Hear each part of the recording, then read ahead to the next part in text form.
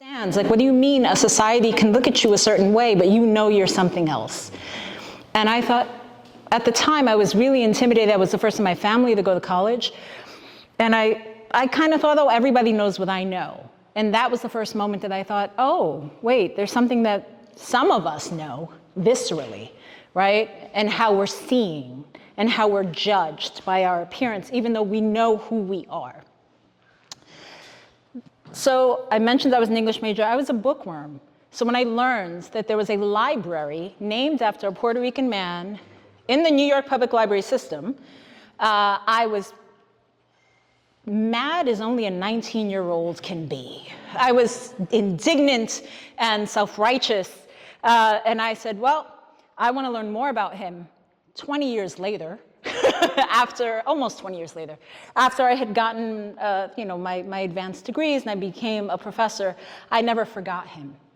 And so one of the first things I did was I put his face on the cover, because the Schomburg Center, which I will talk about in a minute, or in a few minutes, the Schomburg Center for Research in Black Culture is the premier Black archive, global Black archive in the world. It is not just in the United States. It has over 11 million items, books, documents, sound recordings, movies, films, art, anything and everything that you want to know about Black people anywhere in the world. If you said, I want to know about Black people in Iran, people go to the Schomburg Center.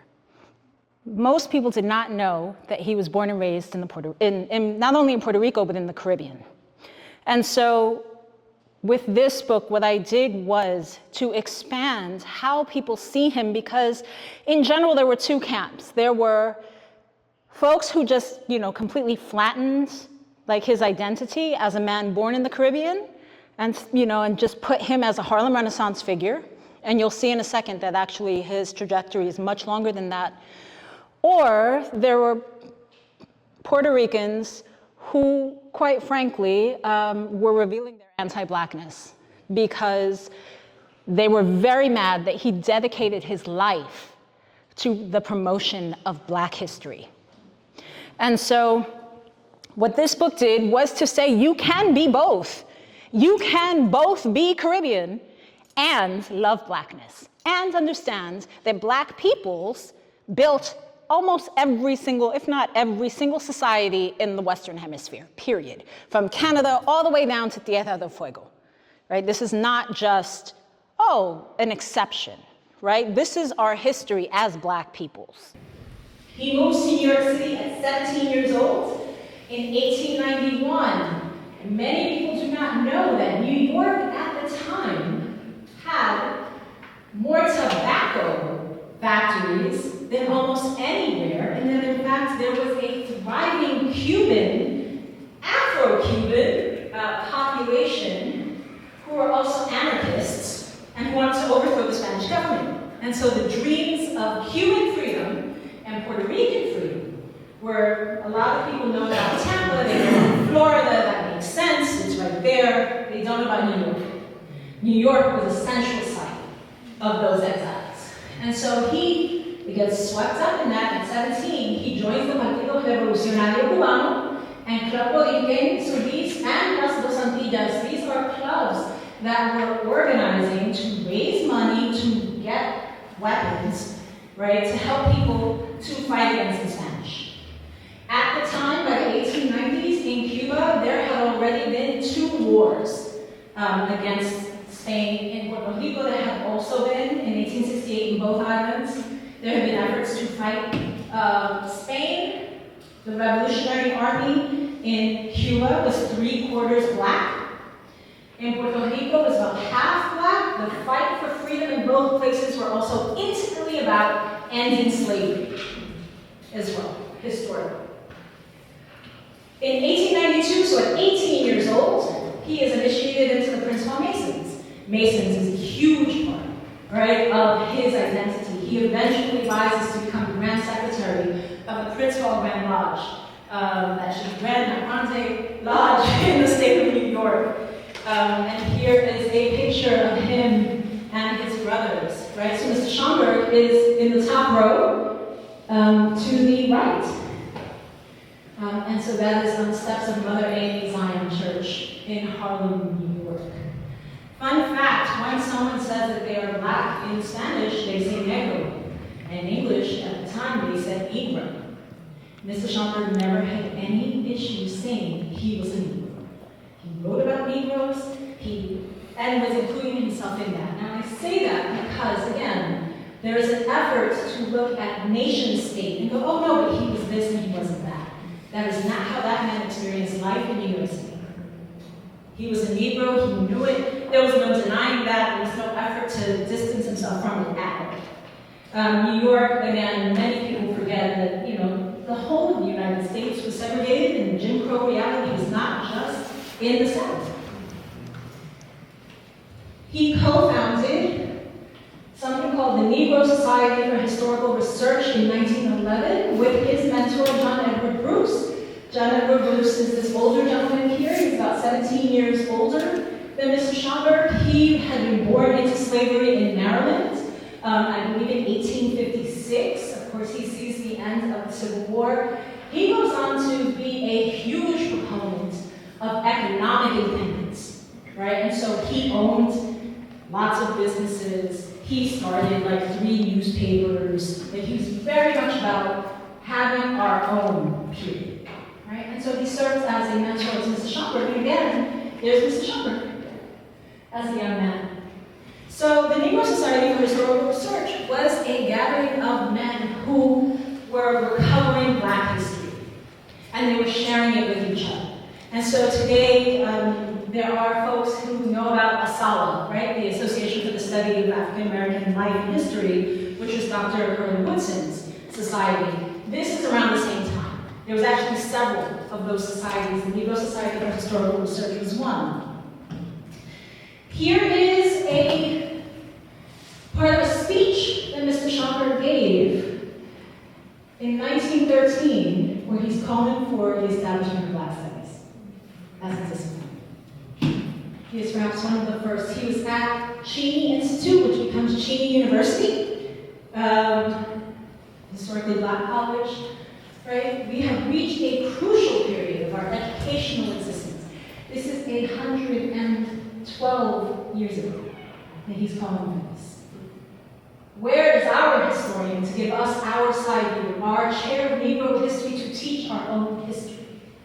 In the face of a society that denies, right? They continued at the time to deny that African Americans had contributed anything, right?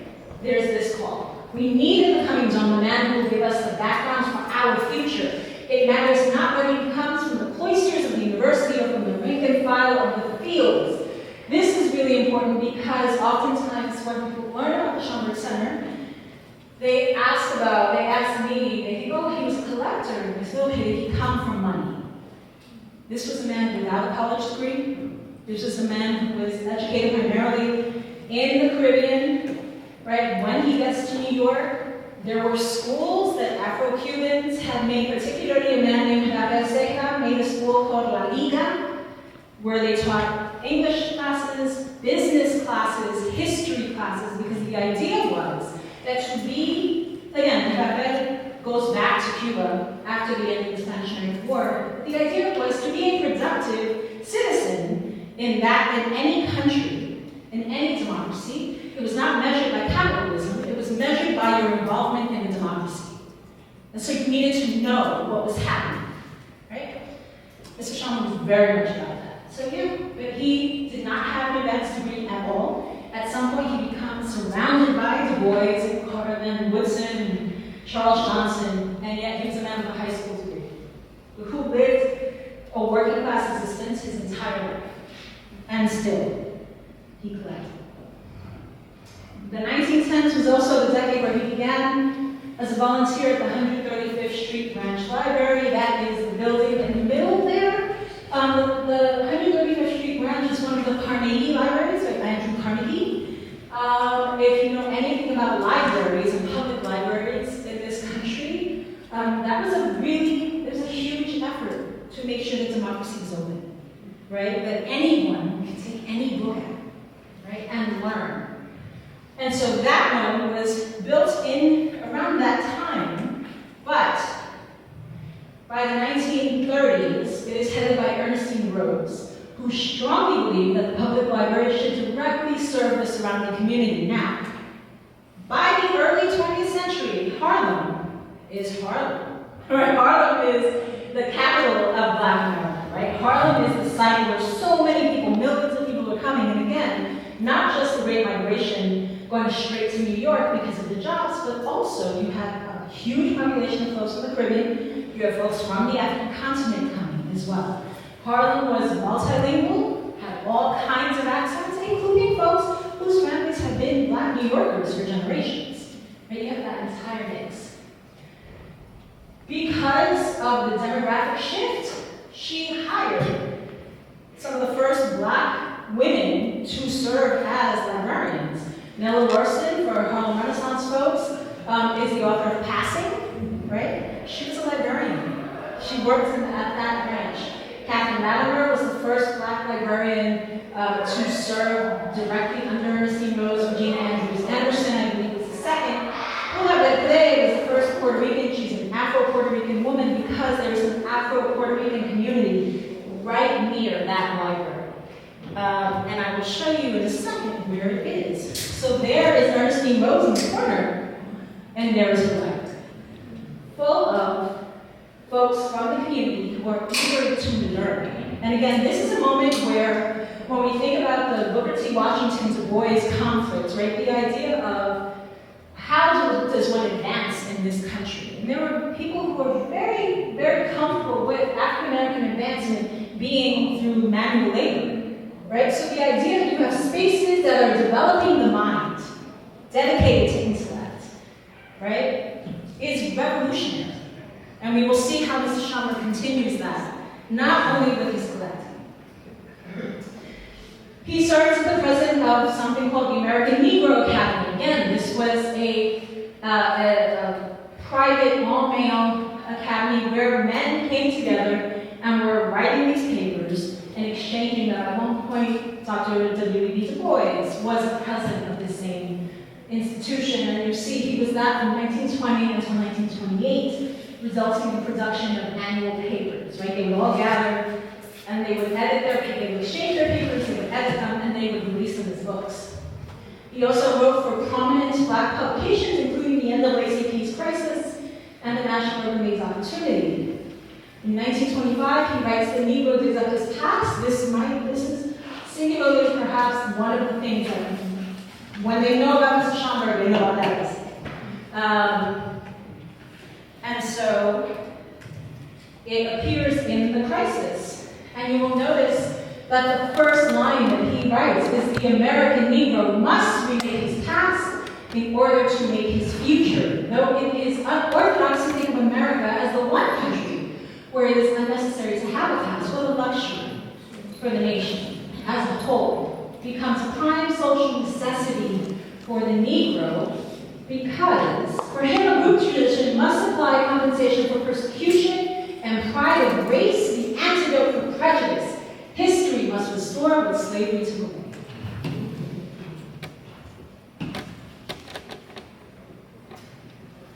Well, that's I just said what I did.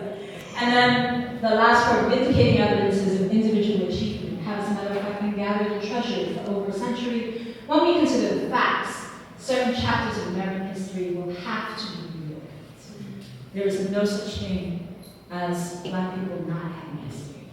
There is no such thing as any country not having been built or made significantly better by peoples of African descent, by peoples who are from Africa or whose parentage or grandparents or whoever is from Africa. None. Continuing. He served as a member of the 135th Street Branch's Citizens Committee, which created something called the Division of Negro History, Literature, and Prints. It was the only library in New York City that was dedicated to Black history. Right? That library. So, that library was Langston Hughes, Zora Neale Hurston, any Harlem Renaissance person that you know, they went to that library. And they looked at those books. He also had a private collection, right? He lived out in Brooklyn. He and his family moved out to Brooklyn. By this point, they were there for about 10 years. And the story is that he had so many books that his wife wrote to him. It was like, what are we doing? We need to. And so he did sell his collection for $10,000, which even at the time, people knew that it was undervalued. So close to, it's even higher now, but still not, it still doesn't hit $200,000 even in 2025 terms. With that money, he goes to Europe to gather documentation of African life on the European continents in the early modern period. So that Juan de Pareja guy I just talked to you about, Arturo Schomburg was the only person in the 20th century writing about black people in Spain. Because whereas we know 1619 has become a very important year, folks don't know that by citing 1619, we are actually following our colonial past, our imperial past. Because 1619 is when the English, right, brought Africans. But history in this hemisphere, at least for many of us, when we learn about it, we learn in 1492, Columbus sailed the ocean blue. And Columbus was flying under the Spanish flag. And then we may learn about St. Augustine in Florida. And that kind of skips. That's not 1619 yet. That's 15-something, right? Well, huh? Spanish involvement in the trafficking of Africans was something that was deeply important to him. And he wanted to recover all of those histories. So, I just said three things. Here was how his movements were documented not only in the black press, but these are three prominent examples of the black press. First, in 1925, when the Division of Negro History, Prints, and Literature opened, right? In 1925, here, when he sells his collection, this is when he enters all kinds of newspapers, right? New York Times covers that.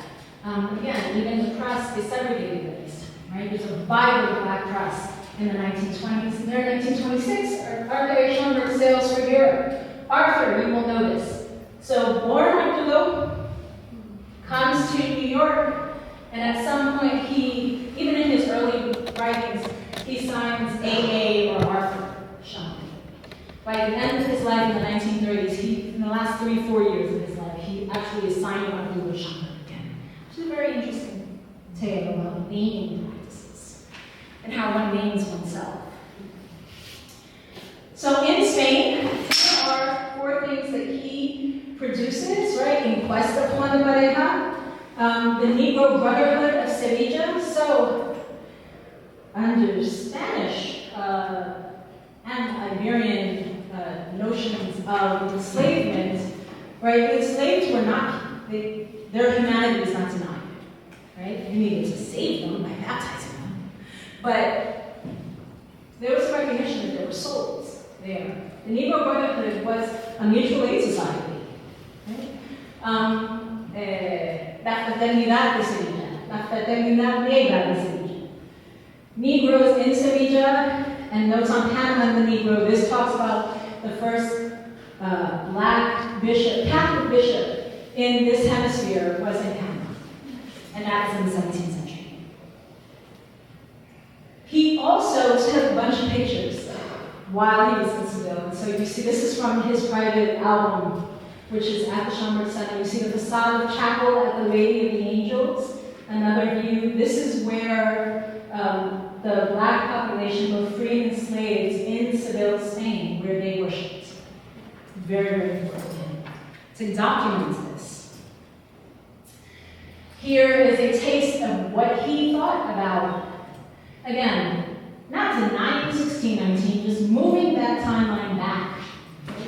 The services rendered by Negroes in America from the discovery of the islands beyond the hills of Hercules by Christopher Columbus to the end of the 18th century make a chapter of history transcending in importance anything which has taken place in the old world. It is 2025. We still don't study this history. They were not the untutored savages we are expected to believe including modern histories. There existed in Sevilla, Spain, as early as 1475, a large number of Negro slaves who had been brought from the coasts of North Africa and Guinea, and then 1/5 tribute to the coffers of the state from the very nice sum of money. Right? Again, Spain, oftentimes when we think about Spain, you know about, if you study Spain, you know like the communities of the Jewish populations and the Muslim populations that existed for years prior to the 1492 moment, centuries. And in there, that early modern period is when the trafficking of enslaved peoples, which normally occurred after war, right? That's when it becomes racialized. That's when it starts becoming commonplace to be African.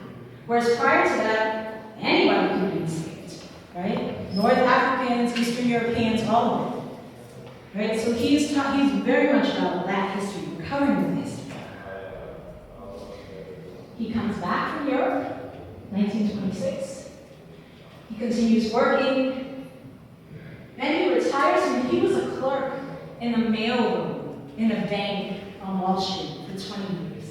And he retires because he was having health issues. In 1931, by 1929, he starts talking to the president of Fisk University. He is well known as a collector. His friend, Dr. Charles S. Johnson, who had served as his editor at Opportunity before going to Fisk, and eventually he becomes the president of Fisk University.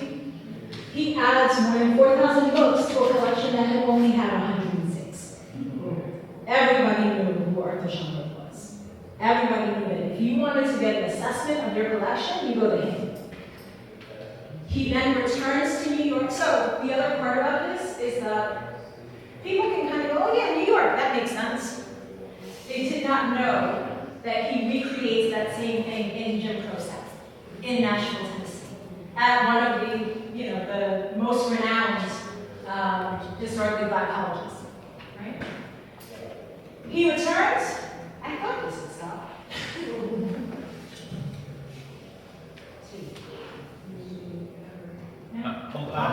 You can hold the button. Hold it on. There we go. He served as, not that it made a difference. I obviously have spent years in the classroom. He then returns to New York. He serves as the curator of his collection, which is now colloquially his collection, after he donated it, from 1932 until his death in 1938. Yeah, upon his death, the division of Negro literature, history, and print was officially renamed the Schomburg Collection. And in 1972, the entirety of the 135th Street Branch Library was renamed the Schomburg Center for Research in Black Culture and designated as one of the 4 research libraries of the New York Public Library. So most people, when you think about New York, you think about the Lions, right? Like, that's the main library. The second largest is the Schomburg Center for Research in Black Culture. It remains on 135th Street. So this way is going 135th Street. If you look actually this building, that's the original building. They've just expanded it. This is Lenox Avenue or Malcolm X Boulevard, the Schomburg Center, where every month is Black History Month. That's their official logo. But this year, they are celebrating their centennial. So they mark their centennial from the moment of the creation of the Division of History, Literature, and Prints until the moment of his sale. And so that is the logo where you see like the Schomburg S in the middle of the 100. So for anyone who would be interested in learning about the Schomburg, I put this QR code up for a second because there's an exhibition happening. LeVar Burton did it. So I'll take a moment. Because who doesn't want to hear LeVar Burton? I mean, honestly.